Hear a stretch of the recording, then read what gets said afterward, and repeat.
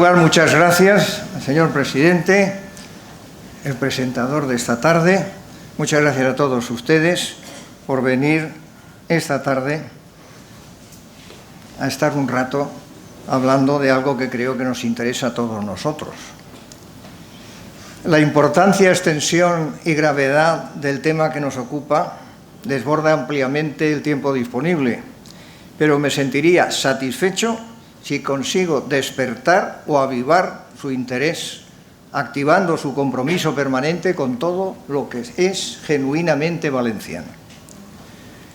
Hemos asistido y seguimos asistiendo a un proceso continuo de catalanización desde fuera y también desde dentro de nuestro Reino de Valencia, que dirigido con inteligencia, astucia y constancia, se ha ido amoldando en cada momento a la realidad social y política, siempre buscando la máxima eficacia en la consecución de sus intereses. Han ido impregnando con sus tesis catalanistas y los ingentes recursos económicos, financieros y mediáticos provenientes de l'Òmnium Cultural, del Institut d'Estudis Catalans y del propio Govern de la Generalitat Catalana, todos los sectores sensibles de nuestra sociedad. El panorama actual es desalentador.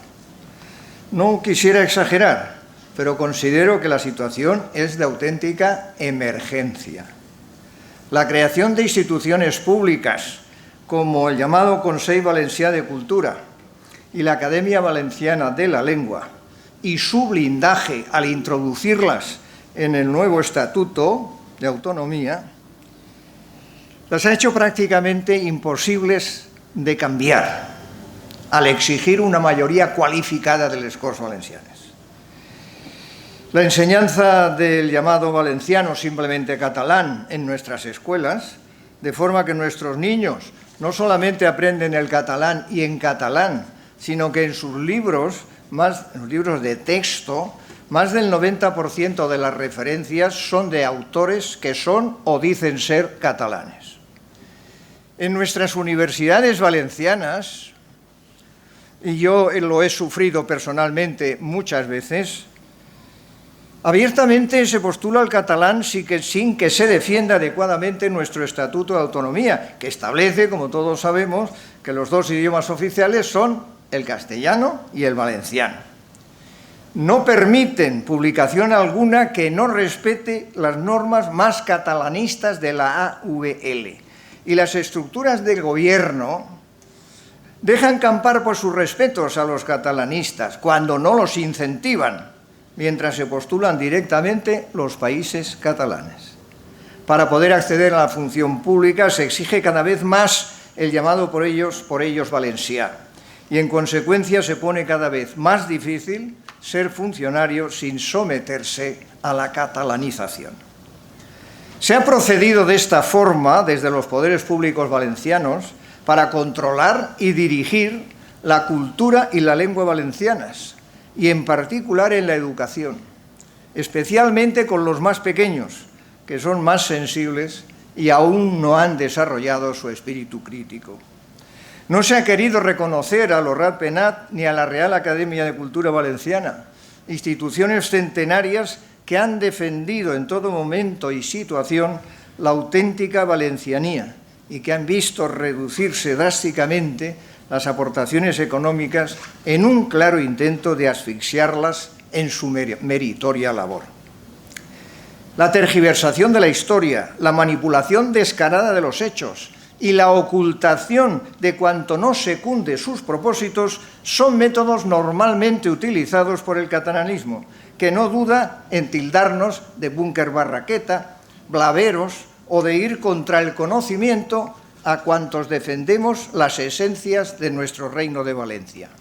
Pocos argumentos han de tener para recurrir a la descalificación personal, cuando no al insulto.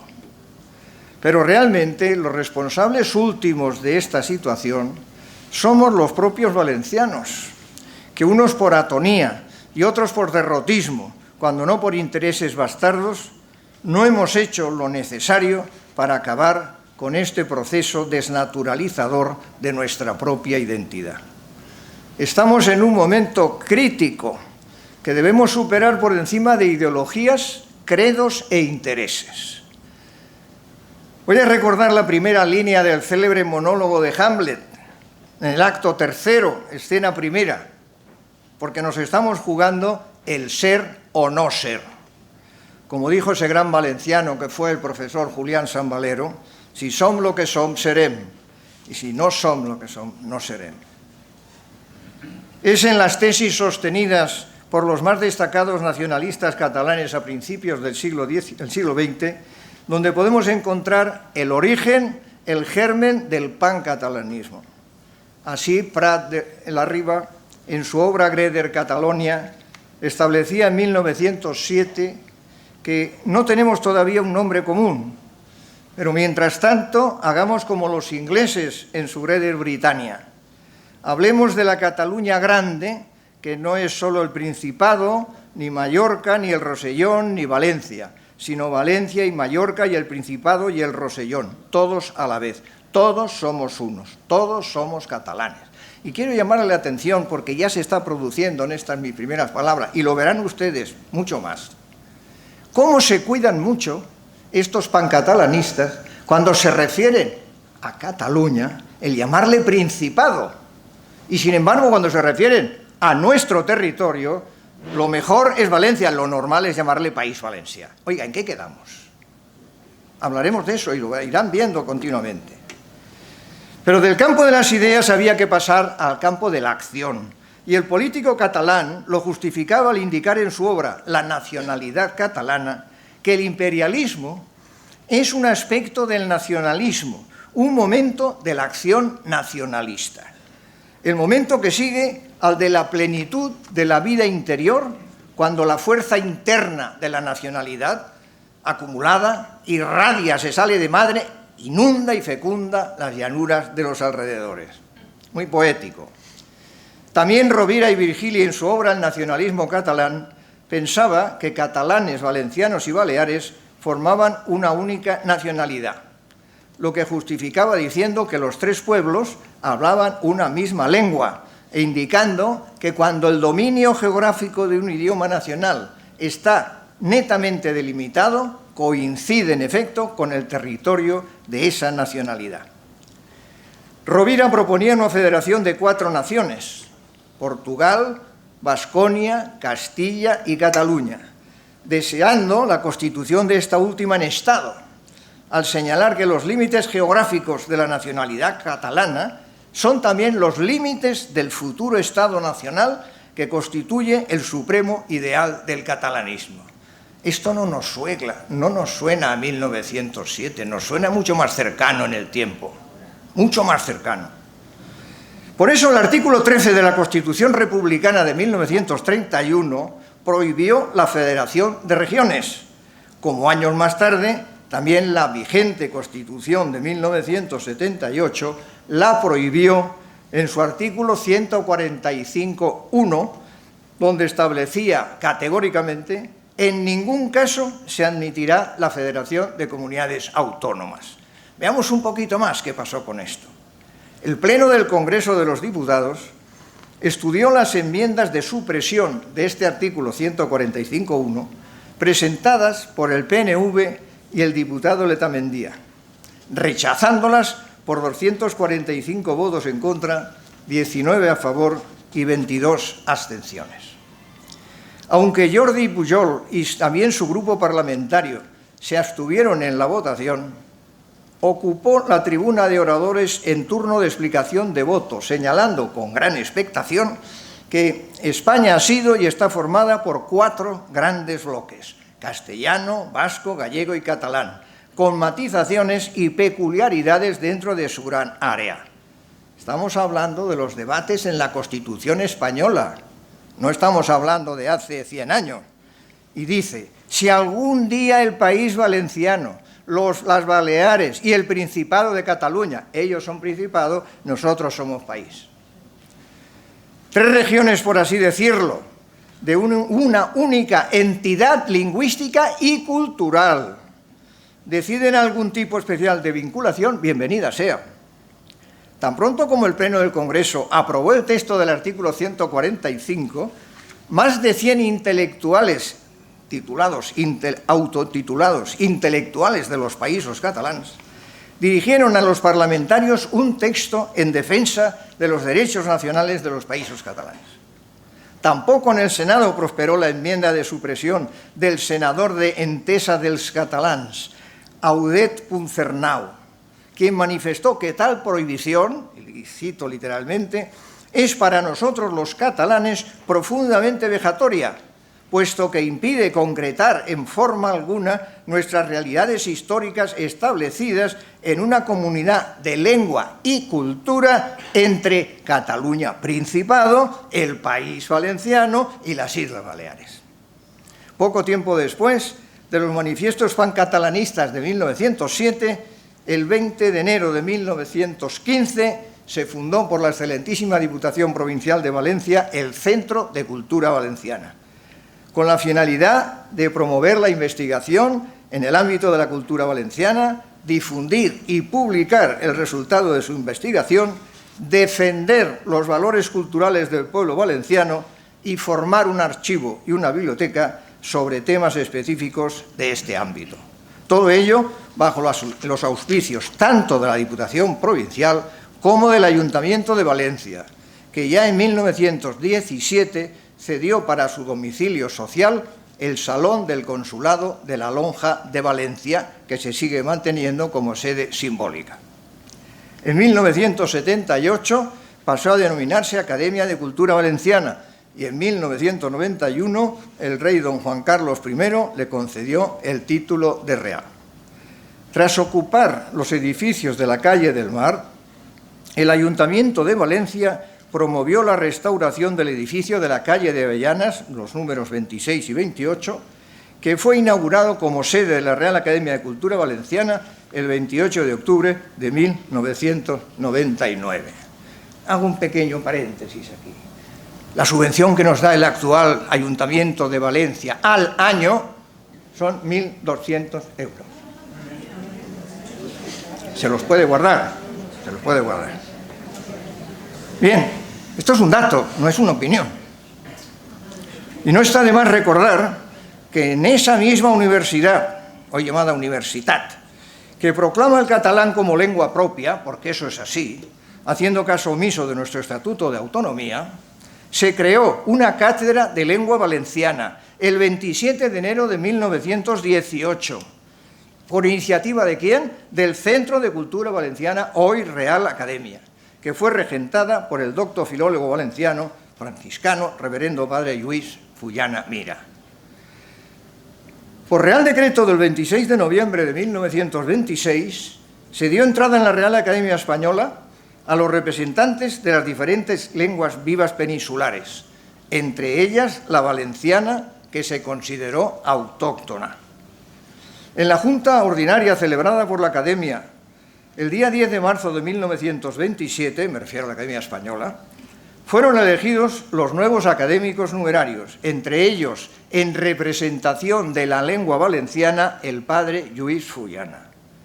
La toma de posesión se realizó con toda solemnidad el 11 de noviembre de 1928, en el transcurso de la cual, delante de un selecto y numeroso público asistente, dio lectura a su erudito discurso sobre la evolución del verbo en lengua valenciana y sus diferencias con el castellano y el catalán, precedido de unas apropiadas palabras sobre el origen del valenciano y de las demás lenguas románicas, afirmando, entre otras cosas, la existencia independiente del valenciano como lengua. No es, como dicen algunos, una variante del catalán. Le dio la bienvenida el académico numerario don José Alemany Bolufer, quien en primer lugar hizo el debido elogio de los trabajos lingüísticos del padre Fullana e insistió sobre la confusión que existe en algunas personas acerca de una supuesta identidad entre los idiomas catalán y valenciano, o mejor dicho, absorción del segundo por el primero. Son palabras textuales. Durante la Segunda República se elaboraron en Valencia 4 anteproyectos de Estatuto de Autonomía. el blasquista de 11 de julio de 1931, que declaraba: serán oficiales de la región valenciana las lenguas valenciana y castellana. El elaborado por la CNT, que se refería a la cooficialidad con el castellano del idioma valenciano. Esquerra Valenciana proponía en el suyo que la lengua valenciana será la lengua oficial de la región valenciana compartida con la castellana. Y por último, el texto del Partido Unión Republicana, que establecía que el idioma valenciano sería lengua oficial en Valencia. No existía entonces polémica alguna a nivel político sobre la lengua valenciana, porque hay que tener en cuenta que, al menos temporalmente, la cuestión quedó zanjada en 1926, cuando la Real Academia Española reservó un sillón para el idioma valenciano. Poco después, en 1932, se produjo ya la reacción del pancatalanismo contra el resurgir de la lengua valenciana. En la ciudad de Castellón, el 21 de diciembre de dicho año, se promulgaron unas normas ortográficas que son una adaptación de las promulgadas oficialmente en Barcelona en 1913 por el Institut d'Estudis Catalans. Posteriormente fueron rebautizadas como normas de Castellón, pero sin debate, ni actas, ni estudio, en una reunión a la que muchos firmantes posteriores no asistieron y que constituyen una clarísima injerencia catalana en el debate ortográfico valenciano. Sánchez Guarner manifestó en la Enciclopedia de la Región Valenciana que en una reunión celebrada en Castellón de la Plana el 21 de diciembre de 1932, los representantes de las entidades y publicaciones valencianistas, animados por un plausible espíritu de concordia, aceptaron unas normas ortográficas que son una adaptación de las del Institut d'Estudis Catalans. En estas bases se establece que es un acuerdo transaccional y que las autoridades filológicas que las firman mantienen o siguen manteniendo sus puntos de vista científicos. Aunque el padre Fullana fue uno de los firmantes, hay que recordar que en su antefirma y de su puño y letra escribió: «Atens lo caràcter provisional que tenen les bases anteriors, no tenim inconveniente en firmarles». Las bases, en contra de lo que suele afirmarse, no fueron seguidas ni por los Ratpenat ni por el Centro de Cultura Valenciana, que las firmaron igual que el padre Fullana, con reticencias, destacando su provisionalidad y protestando por no haber sido consultadas. Nuestra historia reciente es bien conocida. La actitud de la clase política, que por intereses espurios, indiferencia, ignorancia o mala fe, han permitido que Valencia haya sido y siga siendo fácil moneda de cambio y nos han llevado a la situación actual. El 29 de junio de 1981, UCD, a la que yo pertenecía en aquel momento, presentó en el Congreso de los Diputados para su tramitación como ley orgánica el Estatuto de Autonomía del Reino de Valencia. De un total de 123 enmiendas presentadas, solo hubo una a la totalidad, la número 32, presentada por la entonces llamada minoría catalana. Recuerdo perfectamente que dicho grupo estaba dispuesto a apoyar la determinación del Reino de Valencia y la señora Coronada, en aquella época se discutía todo, con una sola condición, y es que la lengua fuera el catalán, la lengua que dijéramos en el estatuto fuera el catalán. Naturalmente no se aceptó. En el Pleno del Congreso de los Diputados, celebrado el 9 de marzo de 1982, muy cerquita de San José, se rechazó nuestro estatuto, el Estatuto del Reino de Valencia, por la traición de algunos diputados de UCD. No vale la pena comentar qué nombres tienen. La ausencia de otros y la complacencia y los aplausos de la izquierda. Yo estaba ese día en el Congreso de los Diputados y doy fe de ello. La posterior negociación entre UCD y PSOE llevó a la redacción de un nuevo estatuto, retorciendo la legalidad al tramitar en paralelo la ley llamada Lotrava, Ley Orgánica de Transferencias de Competencias a la Comunidad Autónoma Valenciana, al mismo tiempo que el propio Estatuto de Autonomía. Y todo ello para garantizar su máximo techo competencial. Todo esto tiene una historia muy larga de toda la gestación del proceso, con la que no voy ahora a entretenerles demasiado. Bien, el Estatuto de Autonomía de la Comunidad Valenciana fue promulgado mediante Ley Orgánica 5/1982 de 1 de julio del año 82 y entró en vigor el 10 de julio del mismo año. Aunque en su preámbulo se mencionan tanto la denominación del antiguo Reino de Valencia como la de País Valenciano, lo bien cierto es que se orilló lo establecido en el artículo 147, apartado 2A de la Constitución, que dice textualmente: los estatutos de autonomía deberán contener la denominación que mejor corresponda a su identidad histórica. Bien, resulta curioso, por no decir extraño, que sí se admitiera la denominación de Principado de Asturias, establecido por Juan I de Castilla, cuando el primero que ostentó dicho título fue su hijo, coronado como Enrique III de Castilla, abuelo de Isabel la Católica, para más datos, 2 siglos después de la fundación del Reino de Valencia por Jaime I. La denominación de Reino de Valencia, que había perdurado, me refiero al Reino Cristiano de Valencia, fundado por Jaime I el Conquistador. La denominación de Reino de Valencia, que había perdurado a pesar del decreto de nueva planta del 29 de junio de 1707, superado la división provincial de Javier del Burgo con el Real Decreto del 30 de noviembre de 1833, decaía el 10 de julio de 1982, después de 744 años de vigencia. La histórica frase del valido de Felipe IV, el conde duque de Olivares, al considerar a los valencianos como muelles, parece cumplirse también en nuestros días. La creencia en una lengua catalana única, de la que el valenciano sería una mera variante secundaria, se transformó hace más de un siglo en una cuestión ideológica rendida al expansionismo pancatalanista. Así quedó patente en 1980 con la publicación de la Consciencia idiomática y nacional dels valencians de Antoni Ferrando Francés.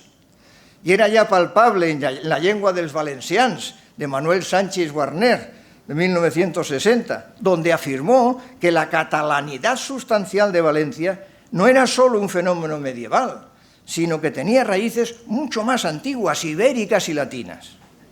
2 años después, en 1962, Joan Fuster completaba en el Nosaltres els Valencians la teoría visionaria en la que se funda el programa de liquidación del concepto histórico de Valencia.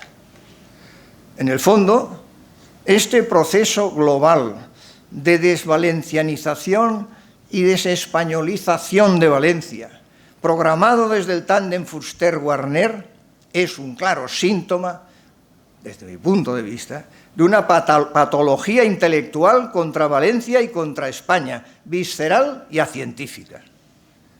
Pero lo peor estaba todavía por llegar, cuando les Corts Valencianes, el 17 de septiembre de 1997, solicitaron al Consell Valencià de Cultura un dictamen sobre las cuestiones lingüísticas. Desde ese momento comenzó un proceso de acoso y derribo de la lengua valenciana, enviando una convocatoria a distintas entidades, carta y anexos en catalán, dando el mismo tratamiento a la Real Academia de Cultura Valenciana que a todas las demás entidades, elegidas sin un criterio previo de selección y priorizando, eso sí, a las universidades que habían demostrado muy claramente que no reconocían a la lengua valenciana. Sin atender las peticiones para debatir cuestión tan fundamental, ni dar argumentos en contra, se presentó finalmente un escrito en catalán como si fuera fruto de un consenso al que se presentaron múltiples propuestas para que resultara aún más explícito el reconocimiento de la catalanidad del valencià. Consta de 4 apartados. Se los comento rápidamente. En el primero no aparece la denominación para nada de lengua valenciana y está redactado de tal forma que no se han de cuestionar otras denominaciones como el catalán. En el segundo se presentan las bases ortográficas del 32 como normes de Castellón, no normes ortográficas de Castellón, como normes de Castellón, en un intento de introducir las directrices del Institut d'Estudis Catalans. En el tercero Fíjense porque esto tiene miga. En el tercero se dice que el valencià forma parte del sistema lingüístico que los correspondientes estatutos de autonomía de los territorios hispánicos de la antigua Corona de Aragón, toma castaña, reconocen como lengua propia. A este respecto, el conocido filólogo, catedrático, romanista y académico de la Real Española, Lázaro Carreter, que fue director de la misma desde 1992 hasta 1998, afirma que el término sistema se utiliza como sinónimo de lengua y, por tanto, si se dice que forma parte de un sistema, pero no es un sistema, no es una lengua. En el cuarto se propone la creación de una entidad normativa, no tomando en consideración la que, de acuerdo con la historia y el criterio aceptado en todas las lenguas españolas, tendría que haber reconocido como entidad normativa a la Real Academia de Cultura Valenciana. La creación de la AVL fue una entrega a los catalanizadores fruto de un pacto político y no de un debate científico. El llamado conflicto lingüístico no lo ha creado el pueblo valenciano, usuario de la lengua valenciana, ni la Real Academia de Cultura Valenciana, ni las asociaciones ni los escritores que han considerado en su normativa que las normas del Puig son la concreción más exacta de su lengua. El conflicto ha surgido cuando se ha querido tergiversar la lengua valenciana, subsumiéndolo en la catalana por medio de una acción coordinada y dirigida. El llamado dictamen de julio de 1998 y la creación de la AVL son dos capítulos de una misma y desgraciada historia. El primero obedece a una clara voluntad política hábilmente dirigida y la segunda es consecuencia y fin último de esa voluntad.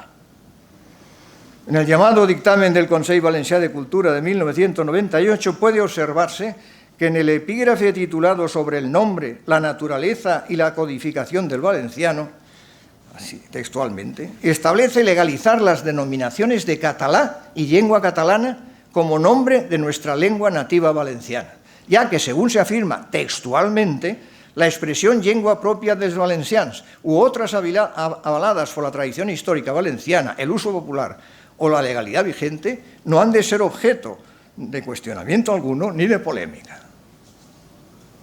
Como si no pudiéramos opinar cada uno lo que consideráramos más oportuno, de acuerdo con nuestro propio criterio. Por mucho que intentes desnaturalizar la lengua valenciana, no podrán conseguirlo, porque la lengua es un fenómeno social y, como tal, es el pueblo quien la forma, la denomina y la transforma. No la hacen los políticos, ni la pueden imponer por la fuerza, ni siquiera por la fuerza de la ley. Como decía Horacio, la lengua es del pueblo y para el pueblo que tiene derecho al libre uso de su propia lengua. Los gramáticos y filólogos la recogen, la estudian y la regulan, pero nunca pueden ser quienes la inventen ni quienes puedan imponerla ni manipularla. La lengua valenciana es un componente intrínseco de nuestra cultura y constituye el signo fundamental de la identidad del pueblo valenciano. Es la mejor expresión de su esencia y de su espiritualidad. En palabras de Miguel de Unamuno, al evocar su lengua materna, que era el castellano, esa lengua del espíritu y el corazón, declaraba: la sangre de mi espíritu es mi lengua. La lengua tiene las características de aquellas actividades creadoras del espíritu cuyos resultados no son materiales o en que lo material no es determinante y que en conjunto se llaman cultura.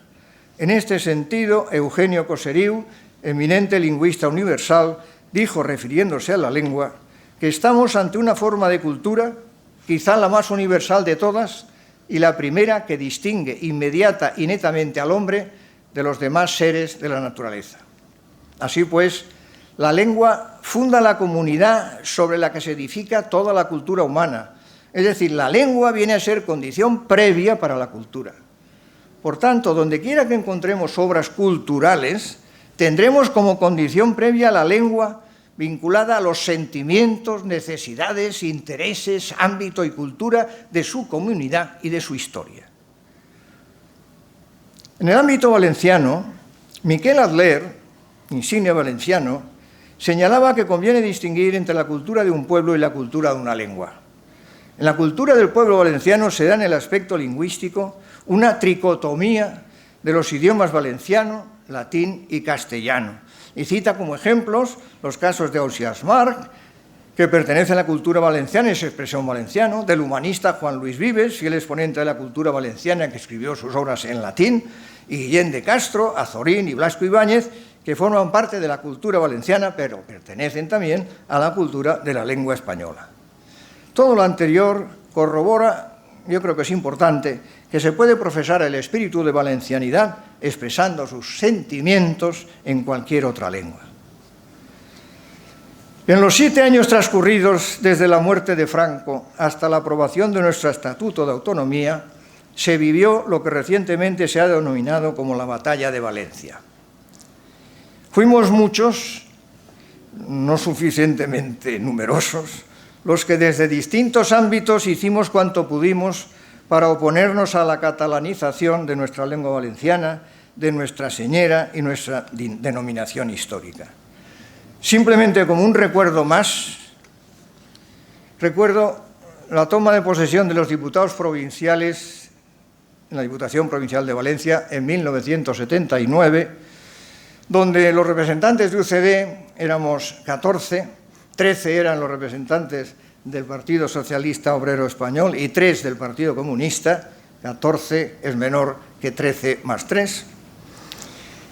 Repito, los representantes de UCD nos negamos a tomar posesión con la bandera cuatribarrada izada en lo más alto de la Diputación de Valencia.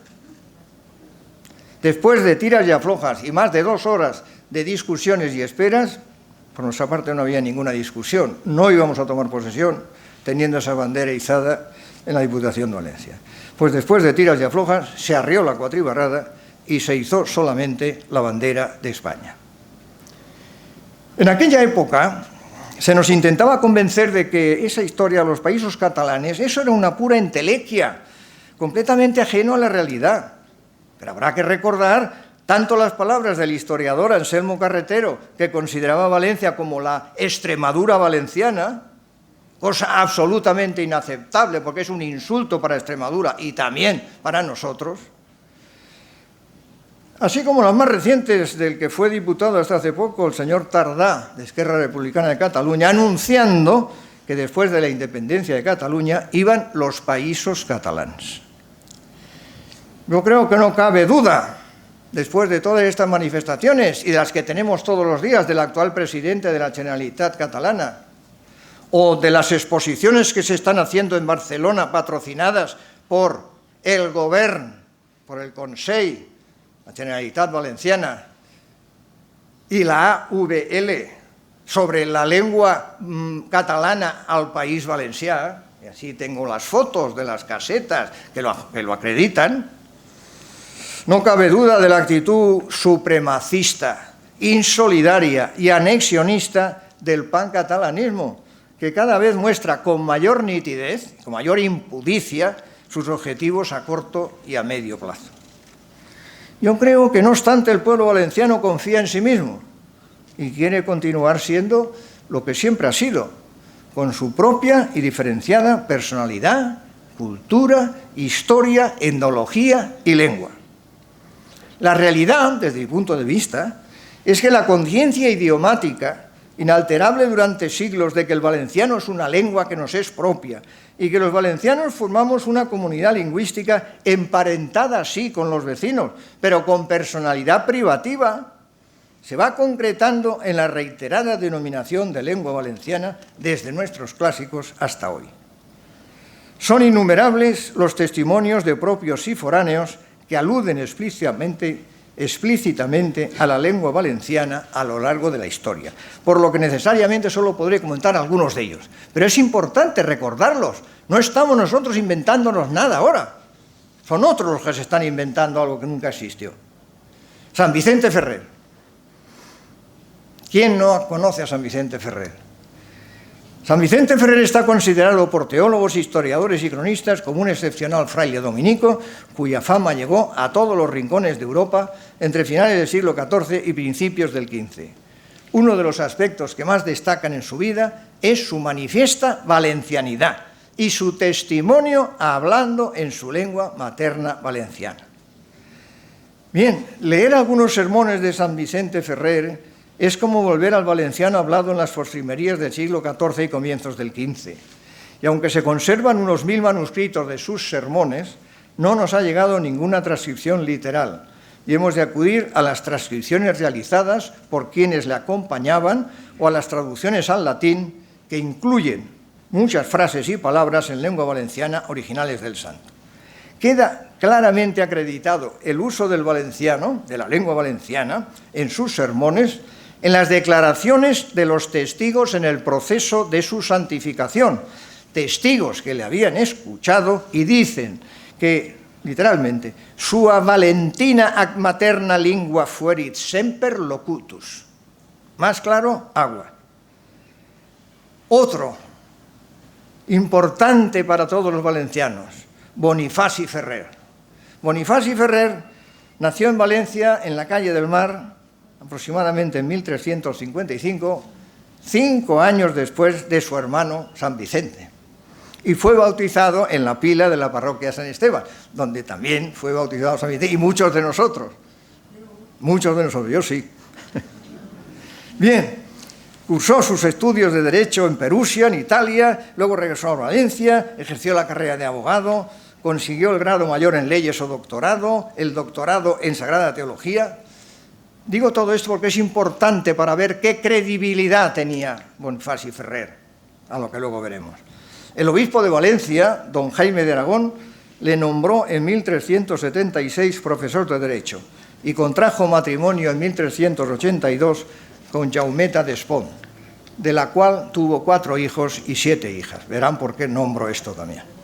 Fue asesor del Justicia Criminal de Valencia, jurat de Ciutadans y posteriormente abogado de la ciudad, a la cual representó en las Cortes de Monzón. Durante la peste llamada dels infants, que afectó a Valencia en 1394, perdió a su mujer y a todos sus hijos, excepto a 2. A consecuencia de estas desgracias, y seguro que influido por su hermano Vicente, decidió abrazar la vida monástica e ingresó en la Cartuja de Portaceli en 1396. Esta es otra de las cuestiones por las que más me resulta atractivo Bonifaci Ferrer. Y es porque fue, antes de ser cartujo, fue un ciudadano civil de a pie que hizo muchísimas cosas. Es decir, que fue cocinero antes que fraile. Bien, ingresó en la Cartuja, como les he dicho, en 1396. Fue elegido maestro de novicios, síndico administrador y el 9 de enero de 1400 prior del monasterio y visitador de la provincia cartujana. Fue amigo del Papa Benedicto XIII, el aragonés nacido en Illueca, Pedro Martínez de Luna y Pérez de Gotor, que le encomendó diversas misiones diplomáticas cerca del rey de Francia, Carlos VI. Estamos en pleno cisma de Occidente, donde había una corte en Aviñón y otra corte en Roma, me refiero a corte eclesiástica. Bien, fue elegido definidor general en capítulo de su orden y posteriormente fue elegido para el más alto cargo de la Cartuja, el 17º general de la orden. Además de en la corte de Aviñón, intervino como jurista en muchos pleitos, por ejemplo, el planteado por la orden de Montesa, que resolvió rápidamente. El Reino de Valencia le designó como uno de sus 3 compromisarios para la elección del nuevo rey de la Corona de Aragón, sucesor del rey Martín el Humano, en la villa de Caspe. Estaba Bonifaci, estaba su hermano San Vicente y estaba un señor ya muy mayor que lo retiraron un poco después porque no sabía muy bien de qué iba la cosa. Bien, su figura, que es lo que me importa ahora, su figura fue admirada y respetada por todos. Y su personalidad literaria no termina en su especialidad de jurista y canonista, sino en los campos más profundos de la teología, la exégesis bíblica, mística, liturgia, historia e incluso poesía. De él dijo Ranzano, que era otro dominico italiano, nacido en Palermo, del siglo XV, que fue obispo, y De él dijo, de Bonifaci, que era el más erudito de su tiempo, y don Jaime de Aragón, obispo de Valencia, que era hombre de amplia, profunda y eminente ciencia. Para nosotros los valencianos, por encima de cualquiera de sus múltiples actividades y desempeño de cargos, se sitúa la monumental obra de su Biblia valenciana, que por su calidad y por haber sido la primera que se editó en lengua románica, enaltece y honra a toda nuestra patria. En el colofón de la obra aparece muy claramente que fon trelladada de aquella propia que fou arromanzada en lo monestir de Portaceli en la nostra valenciana. El colofón de la Biblia de Bonifaci Ferrer es tan rico en contenido que más que el final justificado de una obra, es un detalladísimo testimonio notarial en el que se consignan tal cantidad de circunstancias, señas, personas, lugares y sobre todo la lengua en la que está escrita, que constituye un testimonio irrefutable de todo cuanto se dice. Ausias Marc, del que Javier Cas hizo el siguiente juicio, es él el primero que escribe en pura lengua valenciana, la de su pueblo, liberada por completo del lenguaje trovadoresco que se ha venido llamando provenzal. Por eso es él el que eleva a categoría literaria su lengua de cada día, la de su tierra, desde él y ya para siempre lengua valenciana en la historia de nuestra cultura, por obra y gracia de su monumental personalidad. Joanot Martorell, el gran escritor de Gandía del siglo XV, figura colosal de las letras valencianas, que en su Tirant lo Blanc escribe: en vulgar valenciana, per ço que la nació d'on jo soc natural, se'n puixa alegrar e molt ajudar. Y del que Cervantes escribió que es este el mejor libro del mundo. También don Marcelino Menéndez y Pelayo, que como crítico y buen conocedor de la literatura de aquel tiempo, dijo: Tirant lo Blanc es uno de los mejores libros de caballerías que se han escrito en el mundo. Para mí, el primero de todos ellos, después de Amadís, aunque en género más diverso. Por la dedicatoria de la obra al infante don Fernando de Portugal, se sabe que el autor comenzó a escribir la novela el 2 de enero de 1460 y se editó en Valencia el 20 de noviembre de 1490.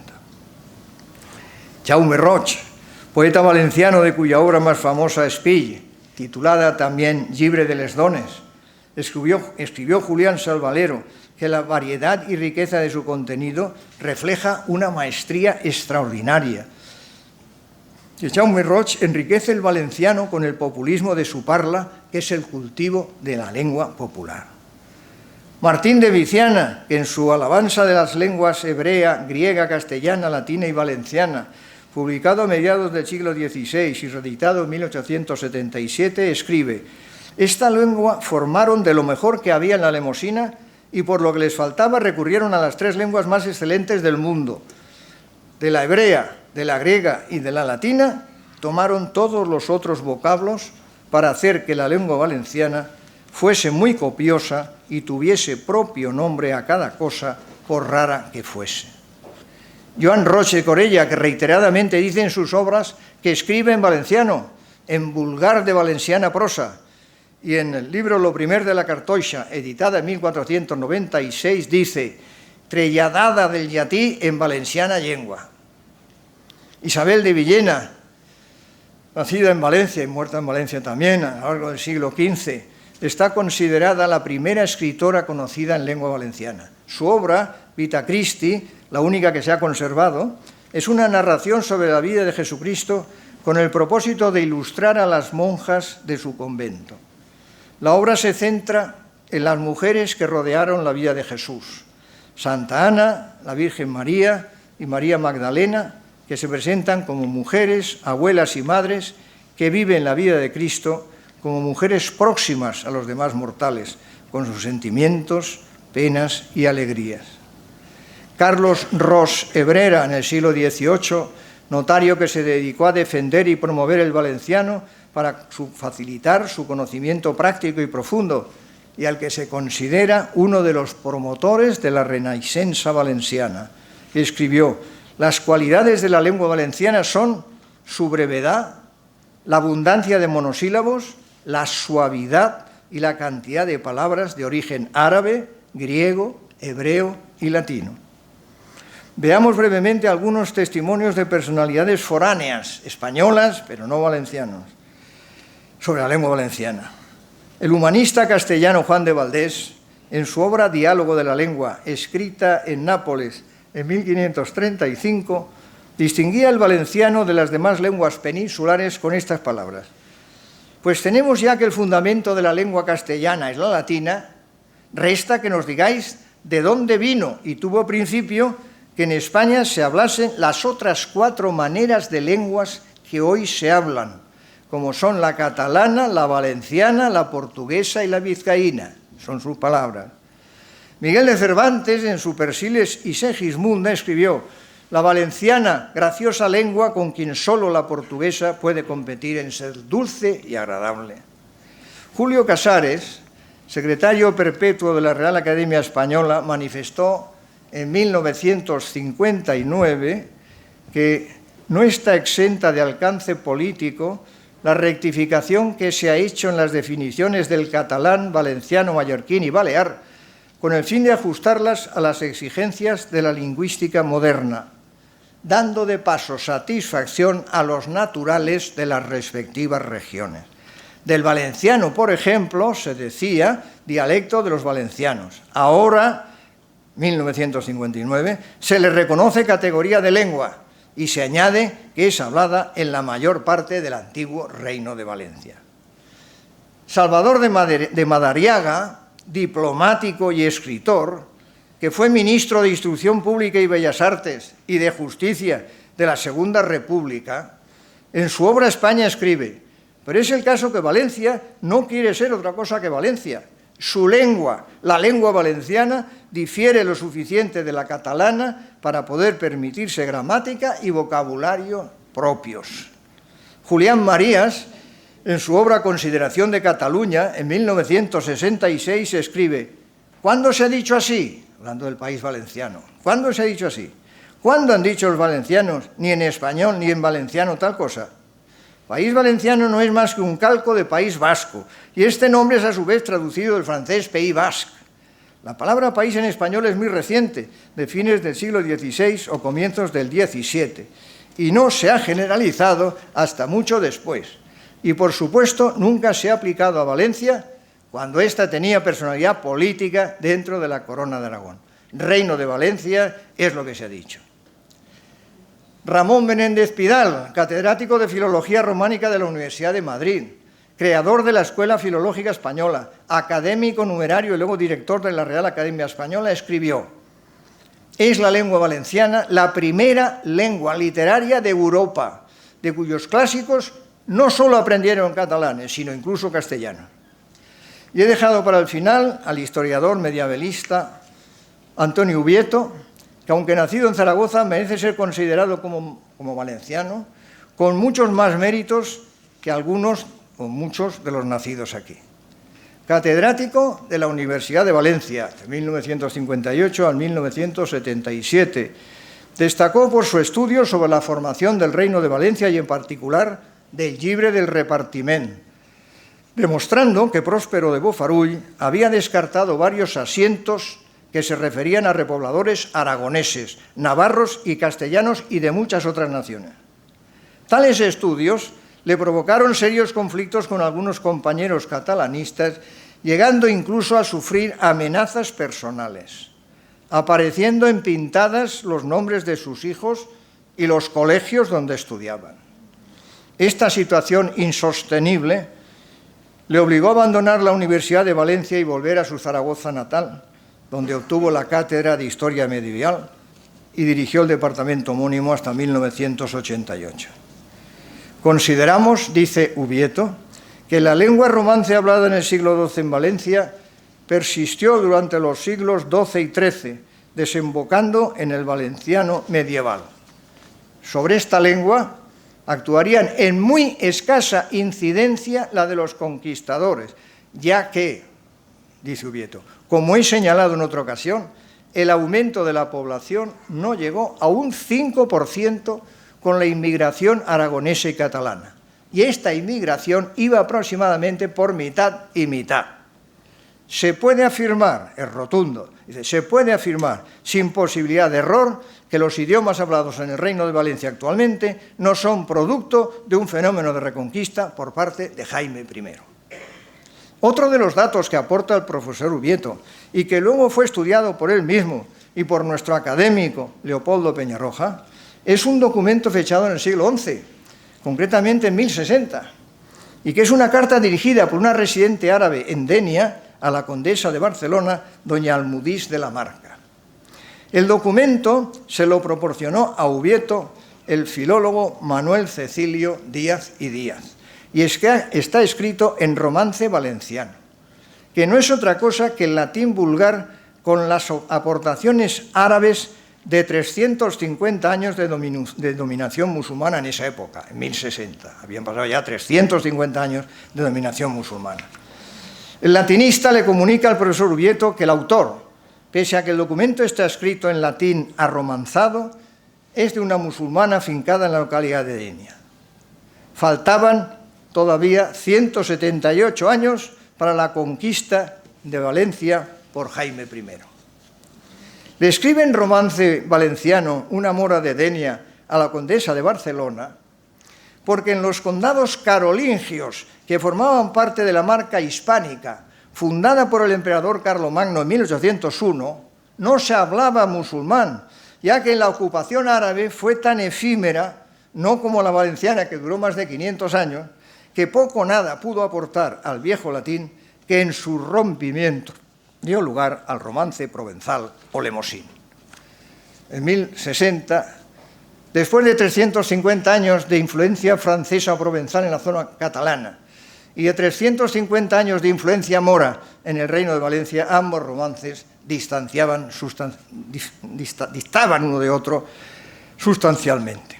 La Cataluña de Carlomagno fue francesa hasta el Tratado de Corbeil de 1258, 20 años después de la fundación del Reino Cristiano de Valencia por Jaime I, por el que ese Tratado de Corbeil, el rey francés Luis IX, San Luis, rey de Francia, permutó los condados franco-catalanes, la Marca Hispánica, al rey de Aragón Jaime I, a cambio de sus posesiones en el sur de Francia.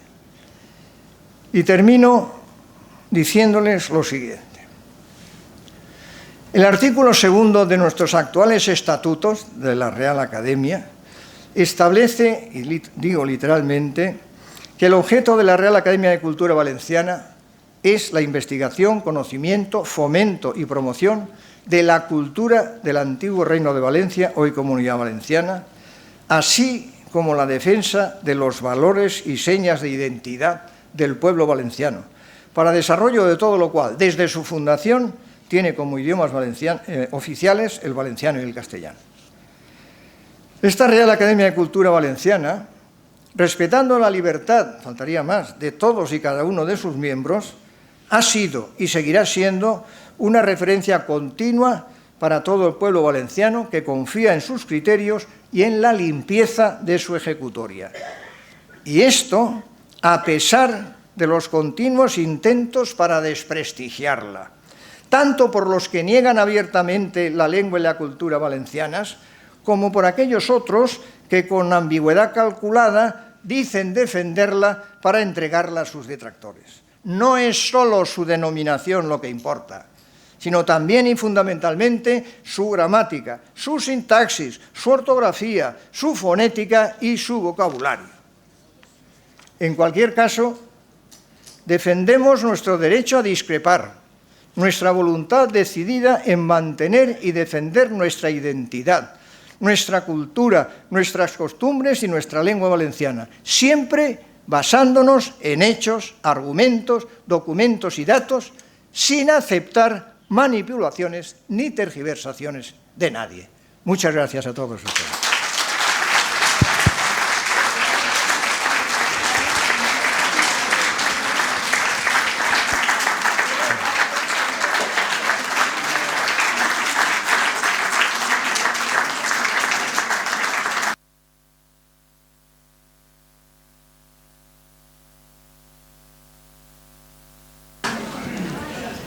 Bien, después de este coloquio tan interesante del decano de la Real Academia, vamos a abrir el micrófono por si alguno de ustedes desea formular alguna pregunta.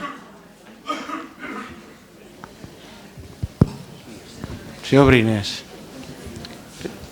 Perdón que no me levante. Convendría recordar que cuando se creó hace pocos años la Academia Valenciana de la Lengua, salió primero una denominación que era Academia de la Lengua Valenciana. Inmediatamente los señores del lazo, yo no digo amarillo, digo el lazo Gualda, creo que no les gustará, pero es el lazo Gualda, lo dice el diccionario de la Academia, motivaron y consiguieron que se llamara Academia Valenciana de la Lengua, no de la Lengua Valenciana. O sea que los catalanes que impidieron que se llamara la lengua valenciana. Y si quieren, les terminaré un chiste para devolverle a aquellos señores. Hay una denominación de la homosexualidad que es LGTB. Yo lo he interpretado que es Lérida, Gerona, Tarragona y Barcelona.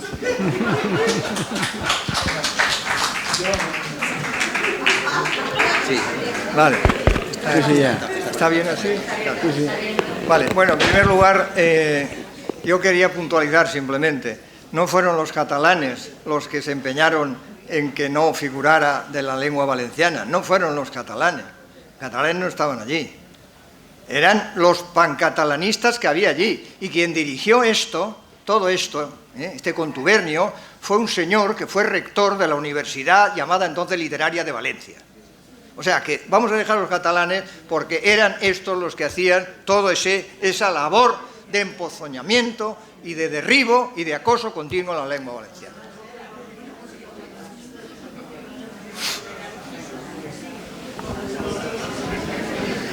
Hay muchas cosas interesantes que yo no sabía. Mucho el artículo de la Constitución sobre la federación. Hombre, y cómo quería sí, actuar de cualquier manera. Agradecerle su interesantísima cronología de los hechos y querría lanzarle un reto. Ahí hay un hueco entre el año 32 y el año 60 y ese hueco creo que debe de llenarlo la Academia de Cultura, y le diré por qué la Real Academia de Cultura. Es determinante, porque los catalanes no tenían a dónde agarrarse, que alguien les diera el bautismo, los bautizase.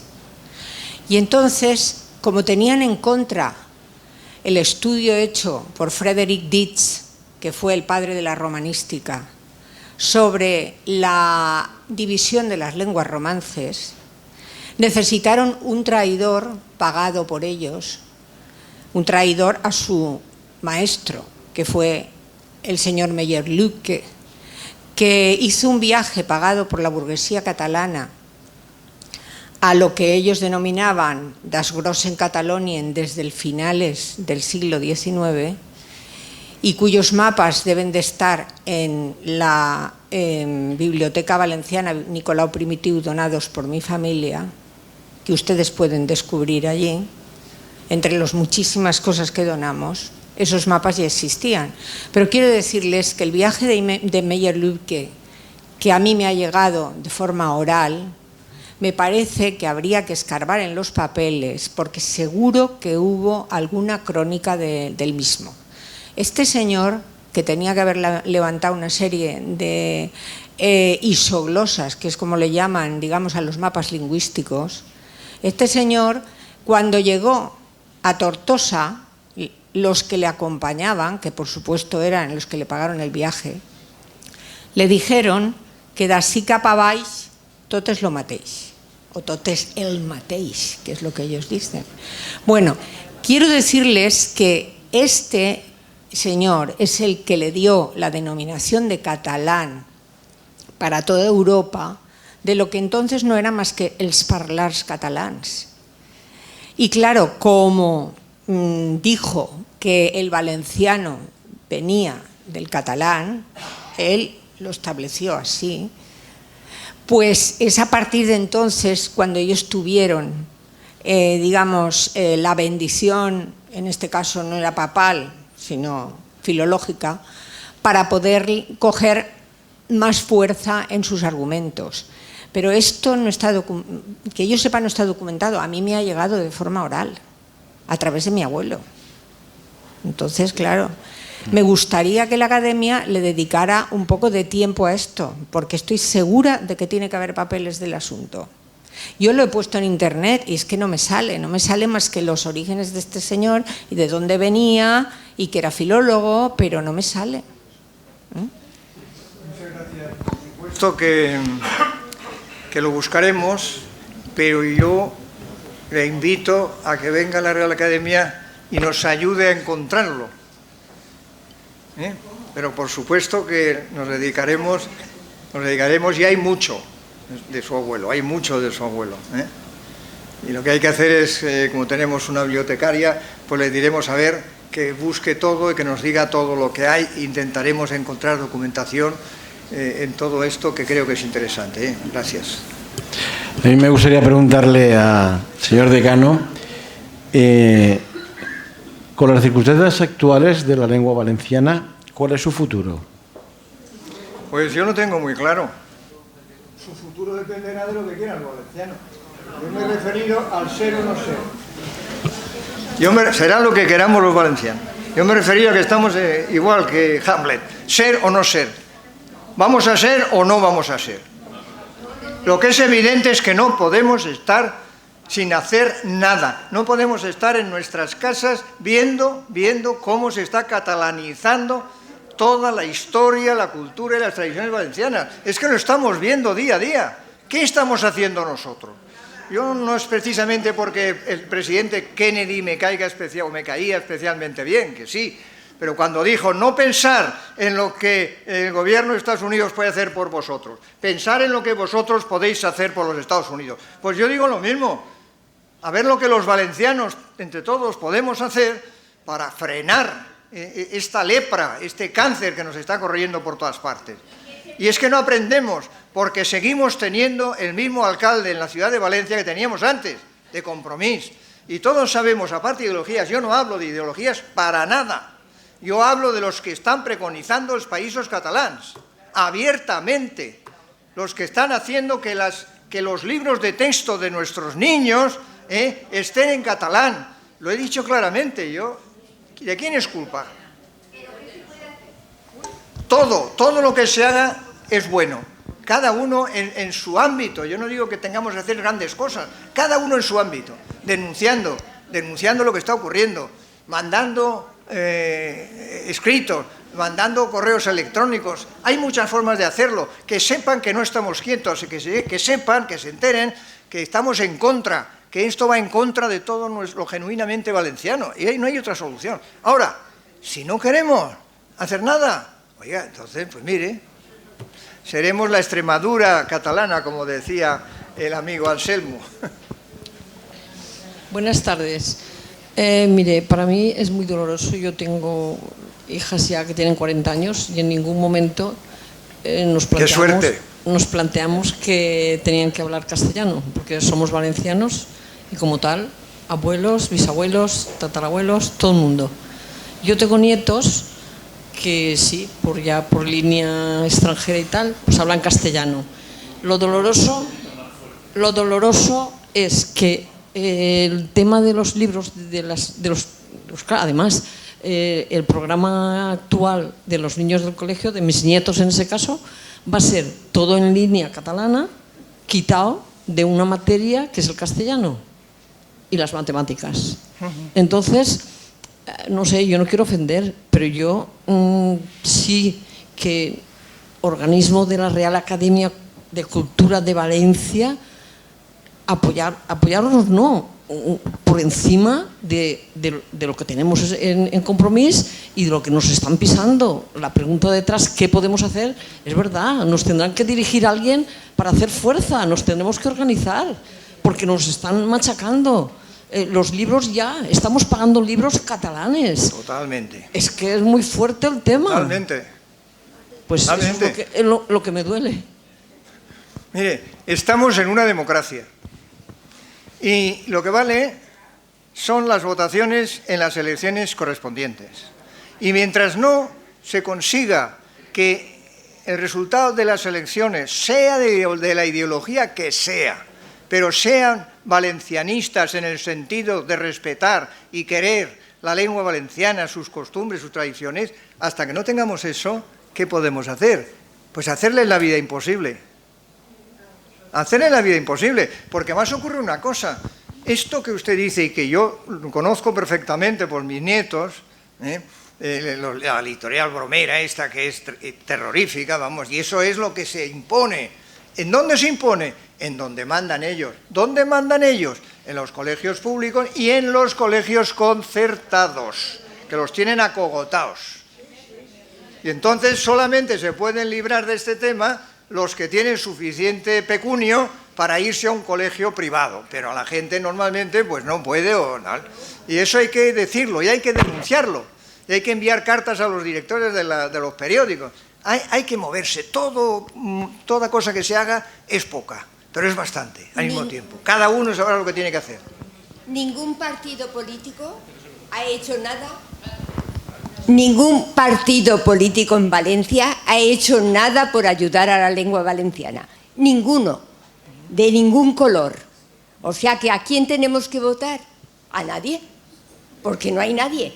Los niños, si no estudian catalán, los catean. Y tienen que estudiar catalán. Lo sé. Por mucho que ellos lo saben también, porque se lo decimos. ¿Y qué pasa? Es una bola que no hay solución si ustedes no hacen algo. Pero no es una bola que ha empezado así. Es una bola a la que se ha llegado. Y se ha llegado porque no se ha puesto en los momentos adecuados, no se ha puesto solución. Pero es que no podemos hacer. Claro. A ver, buenas tardes. Sí. La conferencia de usted ha sido maravillosa, pero yo tengo que decir que yo, en mis carnes, estuve sentada delante del ayuntamiento 2 noches para defender la lengua valenciana. ¿Y qué hicieron los políticos? No hablo de derechas ni de izquierdas, pero manifestaciones hicimos muchísimas, declaraciones muchísimas. Yo estaba en un colegio y tuve que hasta enfrentarme con muchos políticos. ¿Y qué ha pasado? Que no han hecho nada. Ningún colegio, perdón que me meta con los colegios, que no tengo nada en contra, pero tampoco se mueven. Aquí nadie se mueve. De acuerdo. Perdón, muchas gracias. Pero ¿sabe cuál es el punto débil de todo esto? Y no solamente en la educación, que es lo más fundamental y lo más urgente. ¿Cuál es el punto débil? No podemos hacer la guerra cada uno por su cuenta. Tenemos, y eso es un problema del pueblo valenciano, que somos muy individualistas y no nos unimos suficientemente. Tenemos que actuar no de forma individual, sino conjuntamente. Tenemos que intentar que se formen, llámenles como quiera, yo les llamaré con una palabra matemática para que no me digan si digo sindicatos o no. No, conjuntos de profesores de enseñanza secundaria, conjunto de profesores de enseñanza primaria, conjunto de profesores de universidad, que ya lo hay, doctores de universidad. Bueno, pues, ¿por qué? Porque tenemos, la unión hace la fuerza, y mientras cada uno actúe por su cuenta, no haremos nada. Yo he ido también a muchas manifestaciones y seguiré yendo a título personal.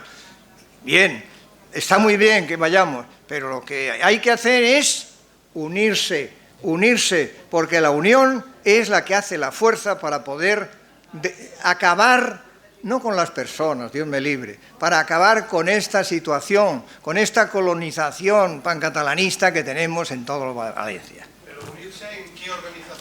¿En qué organización? Bueno, vamos a ver, yo se lo cuento enseguida, cada uno lo sabrá. Cultural está claro, ya la tenemos. Vale. Vale, pero política. ¿Qué partido político defiende lo Valencia?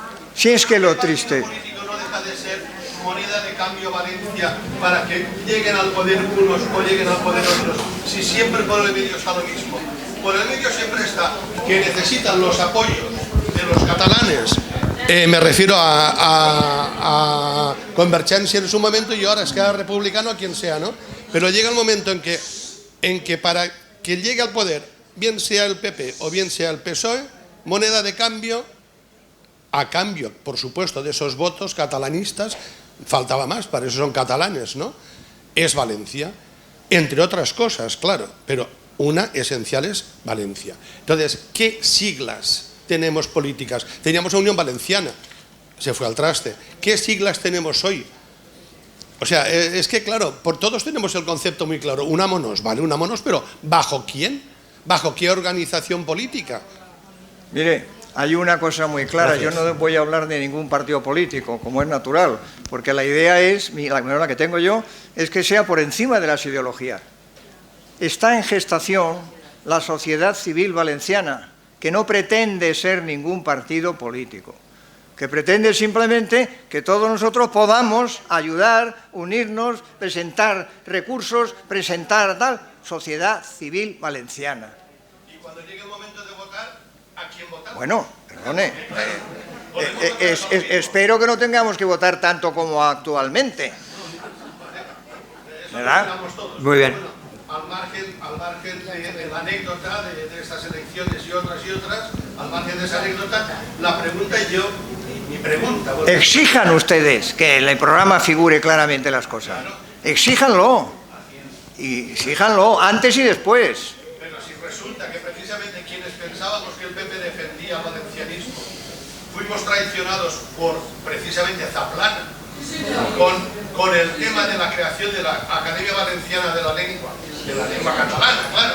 Sí. A partir de ahí, eso fue un pacto político, pero un pacto político clarísimo. Se lo he dicho claramente. Si pensábamos que el PP nos defendía y no nos defendía, el PSOE tenemos clarísimo que es catalanista. Sí. Pero mire usted, una cosa son las siglas de los partidos políticos y otra cosa son las personas.